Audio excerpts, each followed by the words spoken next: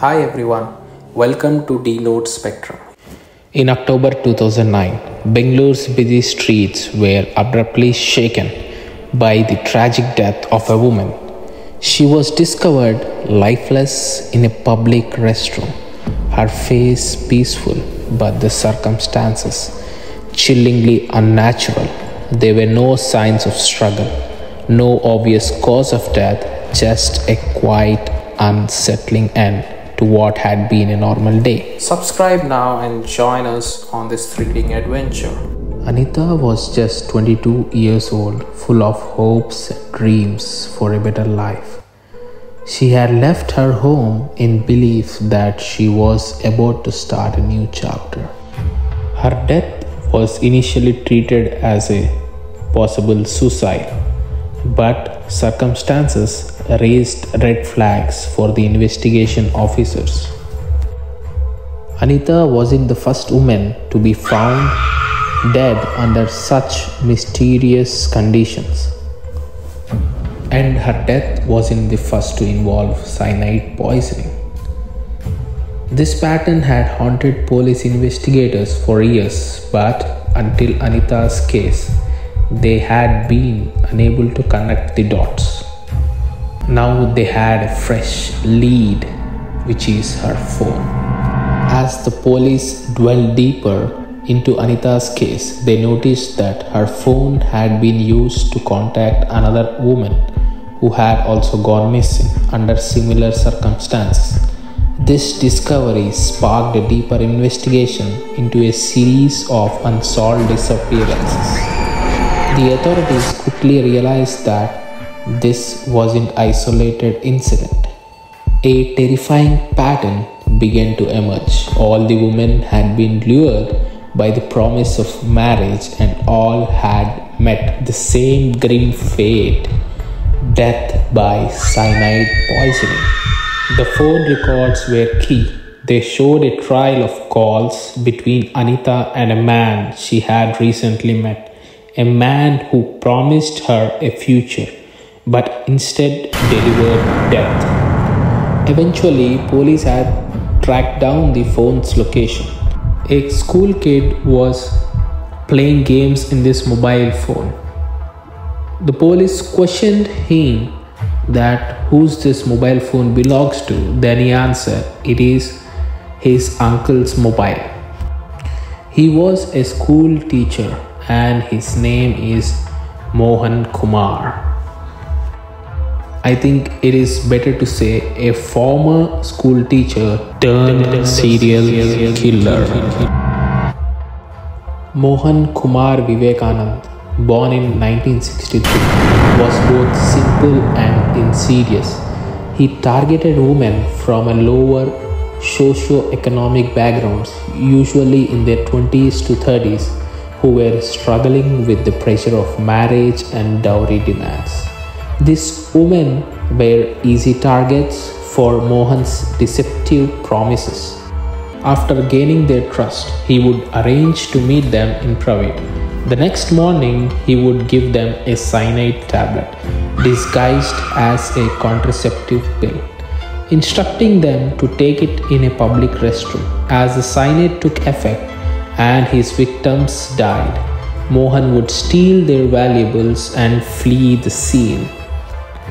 The breakthrough in the case came when the police tracked down the phone Mohan had been using. This phone had been linked to multiple victims, all of whom had been in contact with Mohan shortly before their deaths.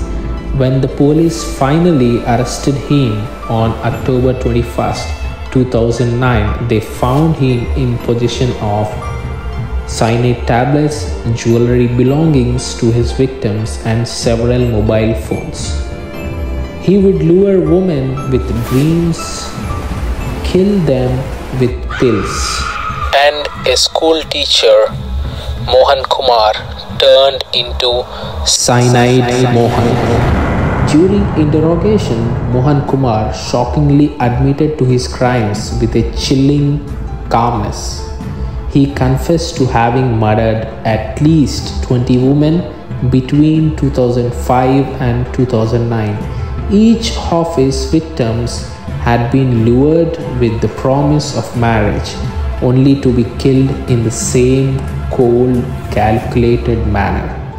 Mohan showed no remorse for the lives he had taken, treating each murder as if it were part of a routine.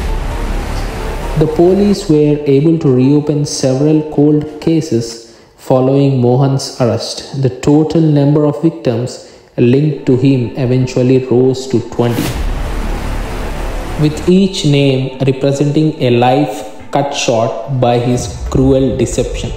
Cyanide Mohan snared his first victim in 2004. In 2005, he killed 3 women. In 2006, he killed 4 women. In 2007, he killed 3. And in 2008, he killed 2 women. In 2009, the year he was caught, Mohan Kumar trapped and killed 9 women. Police were dismissing the deaths as isolated cases of suicide and so on. Each of these women had trusted Mohan with their futures only to become victims of his deadly scheme. Mohan Kumar was put on trial and his horrific crimes shocked the nation. He was convicted of multiple murders and initially sentenced to death. However, in 2017, his sentence was commuted to life imprisonment by the Karnataka High Court. Mohan continues to serve his sentence for the murders. His name forever associated with one of India's most chilling serial killer. The story of Cyanide Mohan serves as a stark reminder of the dangers that can lurk behind a facade of kindness and trust. For the families of his victim, justice came, but the scars left by his actions will never fade. The tragedy offers several moral lessons, though the narrative is steeped in horror and loss. The lessons highlight the danger of a blind trust, the vulnerabilities faced by women in disadvantaged situations, and the importance of vigilance and justice. Number 1. The danger of trusting strangers. Mohan Kumar exploited the trust of vulnerable women who believed in his promises of marriage. The moral takeaway is that trust should be given cautiously, especially when life-changing decisions are involved. This caution extends to relationships that seem too good to be true, emphasizing the need for due diligence and self-protection. Number 2. The vulnerability of the disadvantaged. Mohan specifically targeted women who were struggling with societal pressures such as dowry demands and the stigma of being unmarried. His crimes highlight the plight of women who face exploitation due to their socio-economic conditions. The moral here is about the need for societal reform, addressing issues like dowry and gender inequality that make women more vulnerable to predators like Mohan. Number 3. Justice and vigilance. The persistence of the police who traced phone records and connected the dots between multiple murders shows the importance of vigilance and marvelous investigation in solving crimes. Justice can be slow, but cases like this emphasize the importance of not giving up on seeking the truth. Number 4. The impact of evil. Mohan Kumar's crimes are a reminder of how evil can manifest in seemingly ordinary individuals. The moral takeaway here is to remain vigilant and aware that danger can sometimes hide behind a mask of normalcy.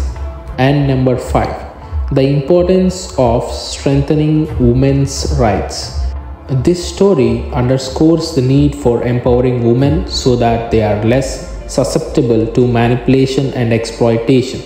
Education, Financial independence and legal protections are crucial in preventing future tragedies.